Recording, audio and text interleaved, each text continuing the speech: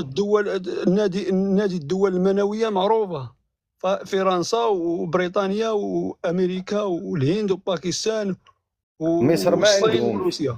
مصر ما عندهمش، واخا الاولى لا، افريقيا ما مصر عندهم. ممنوع عليها مصر عندها اتفاقية كامب ديفيد، ممنوع عليها ايه امتلاك سلاح منوي، هذاك ممنوع. يا حنا الجزائر حرة، الجزائر صحيح. سيدة قراراتها، ما تبع المجلس الأمن ولا هم يحزنون، الحمد لله.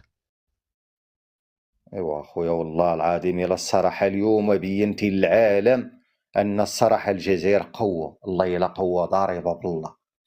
عرفتي شنو هو تمتلك قنبله منويه الاخوان؟